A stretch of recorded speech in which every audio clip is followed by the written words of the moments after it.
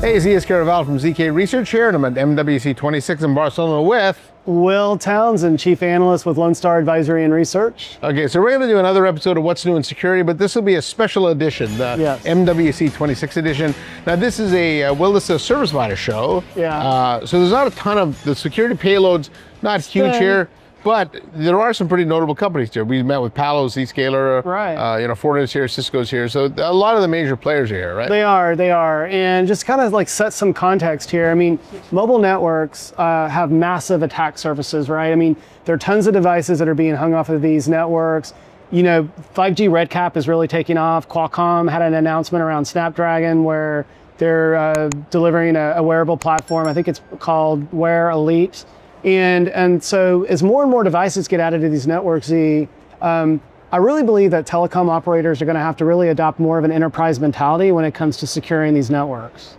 Yeah, well, and certainly there's a lot of big trends. There's, first of all, 6G's coming. It's all software based, right? So that's going to increase the attack surface. Yeah. More and more agents are coming. Yes. Right, and so that actually changes the attack surface a lot because these agents, it's not like people that log into a network and hang around all day, right? They can be created, complete a task and go away. And then the other aspect is physical AI, right? Where we've got more devices being connected. And so if the service providers think their attack surfaces are big right now, they're going to only get bigger. Yeah, and the thing is they've had problems with breaches in the past,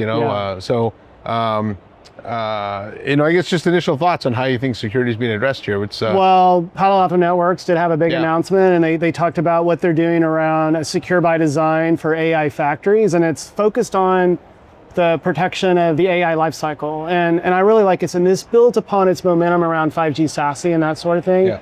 And when you think about runtime protection, the need to mitigate prompt injection, model poisoning, and that sort of thing, I really like what Palo Alto Networks is doing to bring that to the telecom space. And this is not new for Palo. They've had a very discrete focus on vertical, industries, healthcare, and whatnot. And so this is just a natural, I think, extension of that. Yeah, I met with Helmut Reisinger, the CEO of Palo EMEA. Okay. And we were talking about that where, in fact, I met with him in Davos as well. Mm-hmm. This region's big on sovereignty. Right. Obviously, it's extremely diverse. Right. So you've got within the EMEA region, you've got countries like the UAE, who's super aggressive with AI, and then you got some of the Western European countries that are on the lagging end, and everything in between. Right. And so I think one of the things that I like about Palo's secure AI factories, the secure by design, is going to be deployed in any form they want. Right. And so if it needs to be, sovereign, it can. If it wants to be shared infrastructure, it can. But it gives the different operators a lot of different choices on how to deploy, right? Yeah, I agree. And so you mentioned identity, and so I've spent a lot of time with infrastructure providers, and one of the questions I've been asking is that, what is the basis for your agentic framework? So, and the answer I typically get is like, okay, we started with open source, and we built on top of that, right? So there's a lot of kind of bespoke solutions, and that's going to introduce complexity to an already disaggregated network when you look at things like Open RAN and virtualized RAN and that sort of thing. So there's going to be a need to be able to manage this at scale.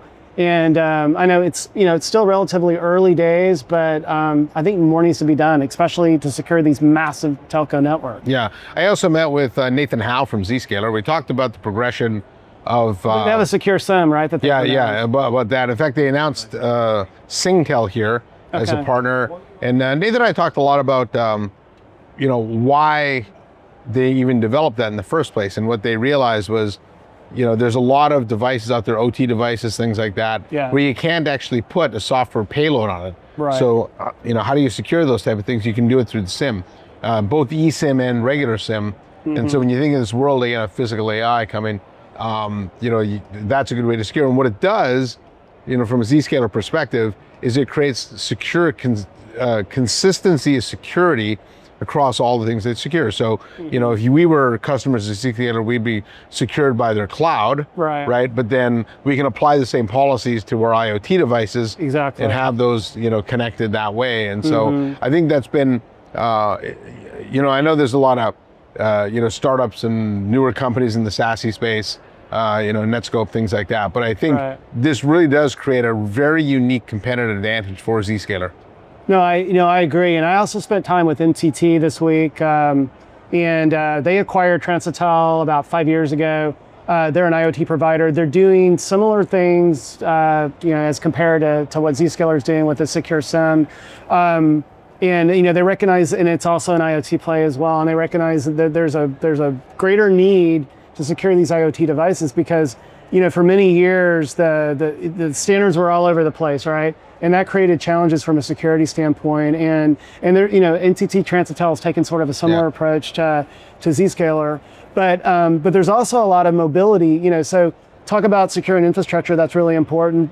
You got to secure the end device. We just talked about IoT, but there was an announcement this week by Deutsche Telekom. They've launched something called Magenta Security Mobile ID. And this is a platform that basically transforms a smartphone into a universal digital identity credential via Bluetooth or near field. Yeah, they showed that last night at the reception they had, right? Yeah, that's right, at the Share Club that you and I attended. Share Club. And so, the booth. Yeah. And so there needs to be more done, from my perspective, because although, digital credentials, it's beginning to take off in the European Union. We're not seeing that same sort of momentum happen in the US, but it's only a matter of time before people are going to want to be able to carry their passports and their driver's licenses and those sorts of things on a smart device. So, I think that's great. I'm really surprised we aren't doing that yet. I know. You would think that we would be sort of leading the charge, but it's actually Europe and like countries like Latvia that are really kind of leading the charge there. Yeah, and we both spent a lot of time with Cisco. Yeah, we did. I think many briefings and roundtables with various executives. Yeah, well, their approach has been really this convergence of network and security that they and everybody else calls secure networking. I do think they're further ahead than people think. I think one of the things that makes it look like they're not moving fast is when you look at the quarterly results, right? The security business isn't growing as fast as it appears. It looked pretty, I don't want to say anemic, but yeah. But if you strip out the legacy security business, right, and look at the growth of the new products, those are all double-digit growth, right? And so things like AI defense and Hypershield and and so and in fact, Chuck and Mark Patterson both talked to us in the earnings call where they have such a big base of the old firewall business and a lot of the legacy products that were sold one time. The other transition that happened was Splunk actually moved, which is a big part of the security business, moved to launch a cloud product. And so they've been selling a lot of recurring revenue Splunk versus one-time Splunk. And so the comparables they have are of one-time revenue, now it's moved to recurring. And so when you factor all those things together, I think the security business, if you take out that legacy stuff, is actually growing a lot faster. So I agree. And I gleaned some insights from the last executive briefing that I had today around. Yeah, you just had this, right? Yeah, how Cisco is leaning into using AI to actually develop future security products. And I didn't know this, but did you know that AI defense was the majority of that code was generated by AI? Now, there was human validation. He's 100% of the code was written by AI and or almost 100%. But then he did say that, historically, coders were a bottleneck at Cisco. You couldn't try to code fast enough. Now they're writing code at lightning speed, and the code checkers, right? The people that are reviewing the code are actually the bottleneck, and so they've had to hire more of those. But more and more, I think Cisco's going to be relying on AI to build products. The number I heard, and I hope G2 I get this right, is that he has set a goal for the organization that 70% of the products, the future security products that are developed will leverage 100%, AI tools with that human intervention in the loop. So one of the things I didn't get from the show, Will. I did a little bit because I just spent some time with Amazon, but and this isn't just security related, but I think security is some low-hanging fruit here.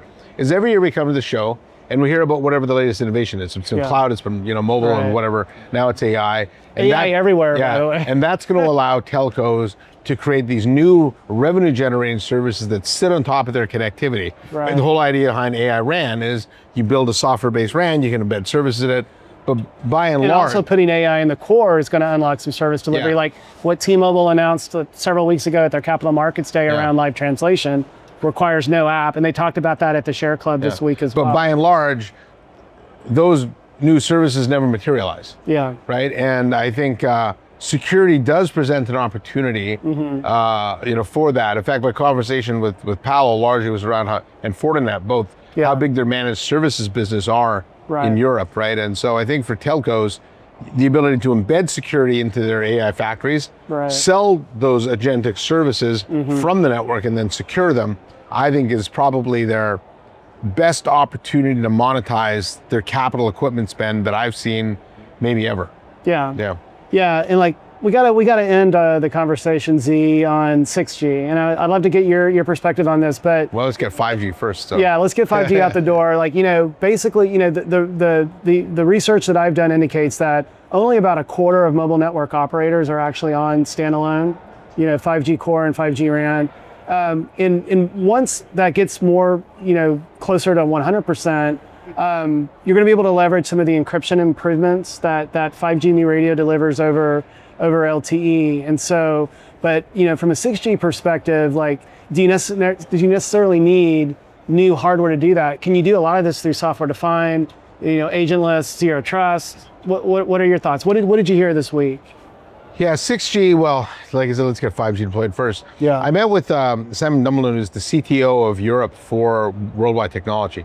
And we were talking a lot about this transition to 6G, and he said one of the things he's hoping is, when they deployed 5G, a lot of the service providers, well, all of them, were really worried about kind of backwards compatibility and operational flows with 4G. Sure. And so the 5G deployments were like, half 5G, half 4G, right? Making sure, right? And so they didn't get rid of the old before they went to the new. And I think he's right. They said that it's really held them back from being able to move forward and modernize. So I think the conversation he's been having is, are you willing to cut that cord, that legacy cord, and deploy 6G?